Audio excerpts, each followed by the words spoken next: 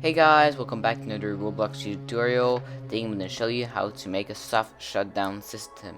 So first of all, you're gonna take the model which is in description, then you put it in server script service, and that's pretty much all. So now all you have to do is publish your game.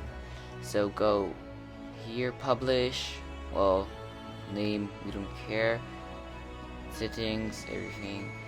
Do what you want. Now publish the game, then all you have to do is to go on your game. Okay, so once you join your game, it's there where all the magic will appear. Okay, your normal game, go back to your browser where you open Roblox, go server, then go close server. Okay, you click close server and go back on Roblox, and it will show that to all players in the game.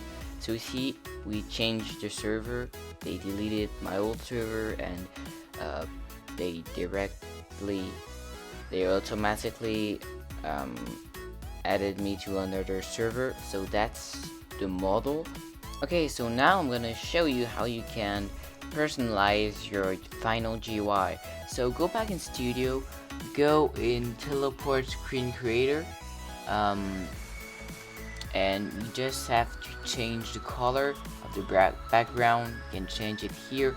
So as you see, this is the color, so you get like a little color thing you can change. So if I wanted purple, just do that, it will automatically change it. So that's a new feature that Roblox added, and it's really cool.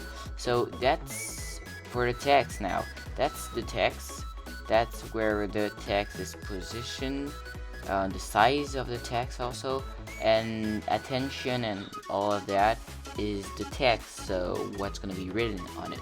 So if I change it like update, or you can write anything you want, like if I write this and this.